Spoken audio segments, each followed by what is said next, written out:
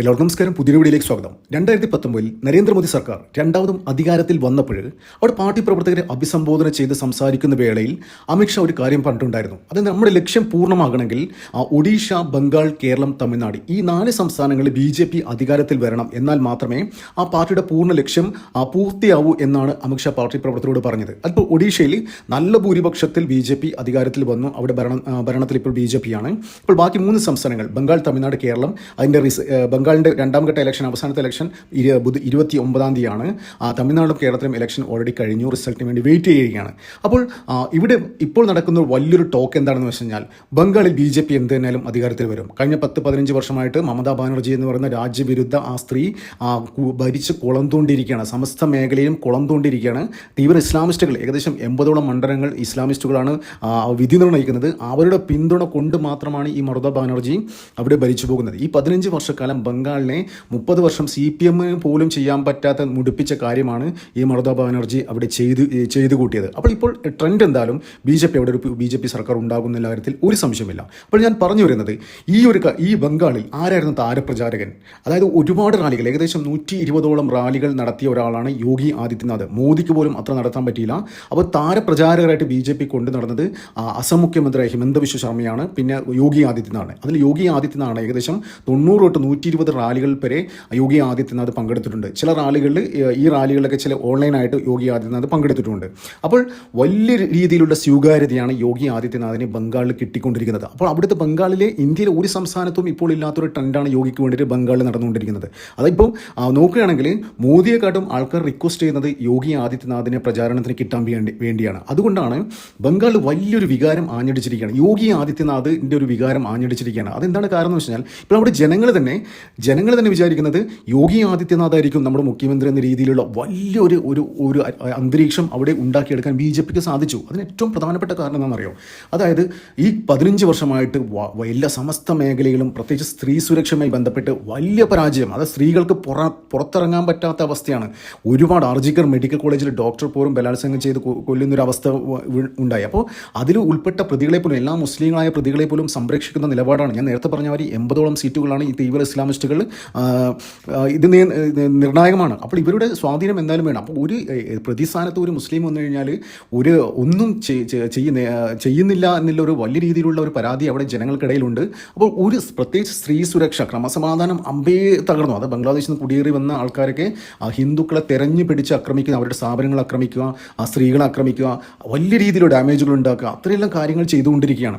അപ്പോൾ എല്ലാ മേഖലകളും പരാജയപ്പെട്ട ഒരിടത്ത് അവിടെയാണ് യോഗിയുടെ പ്രസക്തി, യോഗിയെ സ്റ്റാർ ക്യാമ്പയിൻ, വലിയ രീതിയിലുള്ള സ്റ്റാർ വാല്യൂ യോഗിക്ക് ലഭിക്കുന്നത് ആ ഒരു കോണ്ടക്സ്റ്റിലാണ്. കാരണം എന്ന് വെച്ച് കഴിഞ്ഞാൽ ഇതിനപ്പുറത്തായിരുന്നു UP എന്ന് വെച്ചാൽ 25 കോടി ജനങ്ങളുടെ ഒരു സംസ്ഥാനമാണ്. ഇത്രയും കാലാകാലങ്ങളായിട്ട് ജംഗിൾ രാജാണ് അവിടെ നടന്നുകൊണ്ടിരുന്നത്. അഖിലേഷ് യാദവും അങ്ങനെയുള്ള മായാവതി അങ്ങനെയുള്ള പാർട്ടികൾ, ഗുണ്ടകളെ കൊണ്ട് നടക്കുന്ന ആത്തിഖ് അഹമ്മദിനെ പോലത്തെയുള്ള ഇൻ്റർനാഷണൽ ഡോണുകൾ, പാകിസ്ഥാന് വേണ്ടി എല്ലാം സഹായം ചെയ്തു കൊടുക്കുന്ന ഡോണുകളെ പോലും കൊണ്ടുനടക്കുന്ന പാർട്ടികളായിരുന്നു അവിടെ ഭരിച്ചുകൊണ്ടിരുന്നത്. അപ്പോൾ പൊടുന്നനെ 2017 എല്ലാവരും അമ്പരിപ്പിച്ചുകൊണ്ട് യോഗി ആദിത്യനാഥ് മുഖ്യമന്ത്രിയാകുന്നു.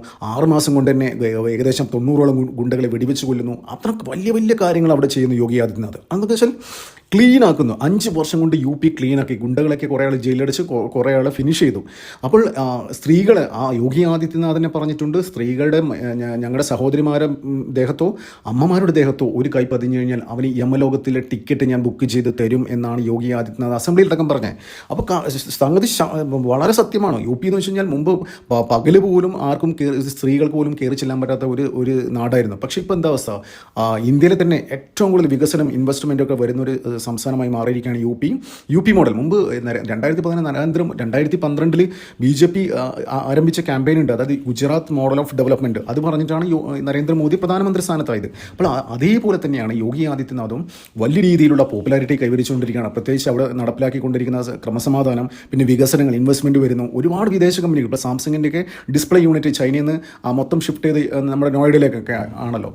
അപ്പോൾ യോഗി അവിടെ കൊണ്ടുവരുന്ന എല്ലാ മേഖലയിലും, അതായത് അവിടെ ഈ ബംഗാളിലെ സ്ത്രീകൾക്ക് ജനങ്ങൾക്ക് ഏറ്റവും ആകർഷിച്ച ഒരു കാര്യം എന്താണെന്ന് വെച്ച് കഴിഞ്ഞാൽ, യോഗി എല്ലാ ഗുണ്ടകൾക്കും ഒരു സ്കീം നടപ്പാക്കി. ആരാണോ വലിയ രീതിയിൽ കുറ്റം ചെയ്ത് അവരെ വെടിവെച്ചില്ല. എന്തിനെ അവരെ പിടിച്ച് ജയിലിലിട്ട് ജനങ്ങൾ ടാക്സ് ഉപയോഗിച്ചിട്ട് നമ്മളിവിടെ തന്നെ കാണുന്നില്ലേ, ഗോവിന്ദ ചാമി പോലെ ആൾക്കാരൊക്കെ പിടിച്ച് ജയിലിലിട്ടിട്ട് വലിയ രീതിയിലുള്ള എന്താ പറയുക, പുറത്ത് വരുമ്പോൾ അവർക്ക് ചിക്കനും മട്ടനും ഇങ്ങനത്തെ കാര്യങ്ങളാണ് ജയിലിൽ വിളമ്പി കൊടുക്കുന്നത്. അപ്പോൾ എന്തിനാണ് ഞങ്ങൾ അടക്കുന്ന ടാക്സ് ഉപയോഗിച്ചിട്ട് ഇത്തരം കാര്യങ്ങൾ ഇവരെ തീറ്റിപ്പോട്ടുന്നത്? അതായത് ഇത്തരം ക്രൂരമായ ക്രിമിനൽസിനെ തീറ്റിപ്പോട്ടുന്നത് എന്താണ് ജനങ്ങൾ ചിന്തിച്ചു. അപ്പോൾ അതാണ് അവിടെയാണ് യോഗിയുടെ പ്രസക്തി.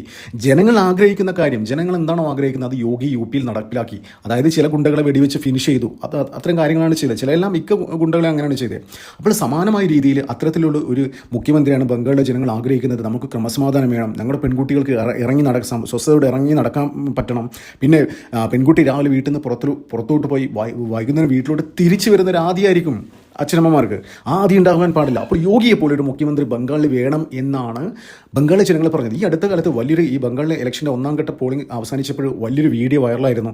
അതായത് ഒരു നല്ല പ്രായ ഒരു മുത്തശ്ശി, ഏകദേശം ഒരു 10-85 വയസ്സിലെ മുത്തശ്ശി ഉണ്ടാവും.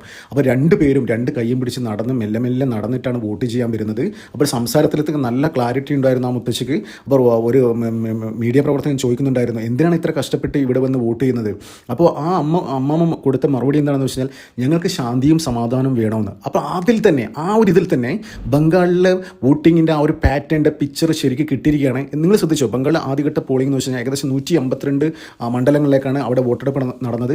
91% വോട്ടിംഗ് പോളിംഗ്. അതായത് 3ാം തവണയും അധികാരത്തിലിരിക്കുന്ന ഒരു സർക്കാർ ഭരിക്കുന്ന ഒരു സംസ്ഥാനത്ത് 90 മേലെ ശതമാനത്തിൽ 85 മുകളിൽ പോയാൽ തന്നെ അത് ആൻറ്റി ഇൻകംബൻസി, ഭരണവിരുദ്ധ വികാരം ഉള്ളത് കൊണ്ടാണെന്നുള്ള കാര്യത്തിൽ ഒരു സംശയമില്ല. അതായത് മമതാ ബാനർജി തന്നെ അവർക്ക് ഒന്നും ചെയ്യാൻ പറ്റാത്ത അവസ്ഥ, വിരളി പിടിച്ചിരിക്കുകയാണ്. നിങ്ങൾ ശ്രദ്ധിച്ചാണോ, മമതാ ബാനർജി സ്റ്റേജിലൊക്കെ പ്രസംഗിക്കുമ്പോണ്ടോ അവരൊരിക്കലും നിൽക്കില്ല, നിന്ന് പ്രസംഗിക്കില്ല, അങ്ങോട്ടും ഇങ്ങോട്ടും ഓടുക ചെയ്യുക. അതായത് സ്പീഡിൽ അതായത് മെല്ലെ നടക്കില്ല, ഇങ്ങനെ സ്പീഡിൽ നടക്കുക ചെയ്യുക.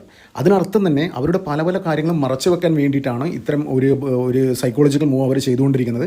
അതിൽ നിന്ന് വ്യക്തമാണ്. അതായത് ഇത്തവണ അവർക്ക് എന്തായാലും ഭയങ്കര സ്വീപ്പിംഗ് ആയിരിക്കും BJP-യോട് നടക്കാൻ പോകുന്നത്. അവരെ അടിപേര് തോണ്ടുന്ന കാര്യത്തിൽ ഒരു സംശയമില്ല. അപ്പോൾ ബംഗാളിലെ ജനങ്ങളുടെ ഒരു വികാരം എന്ന് വെച്ച് കഴിഞ്ഞാൽ വലിയ രീതിയിൽ യോഗി ആദിത്യനാഥിനെ ഇറക്കിയിട്ട് അവർ അത്തരത്തിലുള്ള ക്യാമ്പയിൻ അവിടെ നടത്തിക്കൊണ്ടിരിക്കുന്നത്. എല്ലാ മേഖലയിലും വലിയ രീതിയിൽ ആൾക്കൂട്ടമാണ്. ഒരു വീഡിയോ രാജ്യം മുഴുവൻ ട്രെൻഡായ ഒരു വീഡിയോ ഉണ്ട്. അതായത് TMCയുടെ വലിയ റാലി നടക്കുന്നു. അപ്പോൾ സമീപത്ത് ഏകദേശം 1/2 കിലോമീറ്റർ അപ്പുറത്ത് യോഗി ആദിത്യനാഥ് വരുന്നു എന്നുള്ള ഒരു വാർത്ത പരക്കുന്നു. അപ്പോൾ തന്നെ ഈ TMC എന്നുള്ള ആൾക്കാർ അങ്ങോട്ടേക്ക് ഓടുന്നു വെച്ചാൽ യോഗി ആദിത്യനാഥിൻ്റെ ഈ വീഡിയോ, ഈ ഇലക്ഷൻ ക്യാമ്പയിൻ കാണാൻ വേണ്ടി ഓടുന്നൊരു വീഡിയോ. ഇതിൽ നിന്ന് ചിത്രം വ്യക്തമാണ് എത്രത്തോളം ബംഗാളിലെ ജനങ്ങൾ ശാന്തിയും സമാധാനവും ആഗ്രഹിക്കുന്നു. അപ്പോൾ യോഗിയെ പോലുള്ള ഒരു മുഖ്യമന്ത്രിയാണ് ജനങ്ങൾ ആഗ്രഹിക്കുന്നത്. അപ്പോൾ അത്തരത്തിലൊരു മുഖ്യമന്ത്രി BJP-ക്ക് മാത്രമേ പ്രൊവൈഡ് ചെയ്യാൻ പറ്റൂ. അപ്പോൾ ആ ഒരു പാറ്റേണിൽ തന്നെയാണ് BJP അവിടെ ക്യാമ്പയിൻ ചെയ്തിരിക്കുന്നത്. അതുകൊണ്ടാണ് യോഗി ആദിത്യനാഥ് വലിയ സ്റ്റാർ ക്യാമ്പയിനറായിട്ട് അവിടെ നിറഞ്ഞു നിന്നത്. അപ്പോൾ യോഗി തന്നെ പല ഇതിലും പറഞ്ഞിട്ടുണ്ടായിരുന്നു. അതായത് എൻ്റെ സംസ്ഥാനത്ത് ഞാൻ എങ്ങനെയാണ് ചെയ്തത് നിങ്ങൾക്കറിയാലോ, ഞാൻ പറയേണ്ട ആവശ്യമില്ലല്ലോ, ഞാനൊന്നും എടുത്ത് പറയുന്നില്ല. അപ്പോൾ ഇവിടെ ബംഗാളിലെന്ന് വെച്ച് കഴിഞ്ഞാൽ അത്രത്തോളം അതിലപ്പുറത്തെ ക്രമസമാധാനം ഇവിടെ പാലിക്കേണ്ടതുണ്ട്. അപ്പോൾ BJP-ക്ക് സർക്കാരിനെ വോട്ട് ചെയ്യണമെന്ന് പല വേദികളും യോഗി ആദിത്യനാഥ് അഭ്യർത്ഥിച്ചിട്ടുണ്ട്. അപ്പോൾ എല്ലാവരും നിറഞ്ഞ കൈയടിയോട് കൂടിയാണ് യോഗി ആദിത്യനാഥിൻ്റെ പ്രസംഗം സ്വീകരിച്ചത്. അപ്പോൾ ജനങ്ങൾക്ക് പൊതുവെയുള്ളൊരു വികാരം എന്താണെന്ന് വെച്ച് കഴിഞ്ഞാൽ, യോഗി ആദിത്യനാഥ് ബംഗാളിൻ്റെ മുഖ്യമന്ത്രിയാകുന്നതിലൊരു അന്തരീക്ഷം സൃഷ്ടിച്ച് എടുക്കാൻ BJP-ക്ക് പറ്റിയത് വലിയ വിജയം തന്നെയാണ്. അപ്പോൾ അതുകൊണ്ടൊക്കെ തന്നെയാണ് അവിടെ എന്താ പറയുക 90% മേലെ പോളിംഗ് പോയത്. എന്തായാലും ജനങ്ങൾ ആഗ്രഹിക്കുന്ന മാതിരി യോഗി ആദിത്യനാഥിൻ്റെ മാതിരിയുള്ളൊരു മുഖ്യമന്ത്രി, അല്ലെങ്കിൽ അതൊക്കെ മേലുള്ളൊരു മുഖ്യമന്ത്രി BJP-ക്ക് പ്രൊവൈഡ് ചെയ്യാൻ പറ്റും. ബംഗാളിലെ ജനങ്ങൾക്ക് വികസനം കിട്ടും. ബംഗാൾ എന്ന് പറയുന്നത് പഴയ ഒരു ഇന്ത്യയുടെ ഒരു കൾച്ചറൽ ഒരു ഹെഡ് ക്വാർട്ടേഴ്സ് ആയിരുന്നു. അത് വീണ്ടും അത്തരത്തിലുള്ള കാര്യങ്ങളൊക്കെ വീണ്ടും നടക്കട്ടെ. ബംഗാളിൽ ശാന്തിയും സമാധാനവും ഉണ്ടാകട്ടെ. യോഗി ആദിത്യനാഥിനും അതിന് മുകളിൽ നിൽക്കുന്ന മുഖ്യമന്ത്രി അവിടെ ഉണ്ടാകട്ടെ. നന്ദി, നമസ്കാരം. മറ്റൊരു വീഡിയോ കാണാം.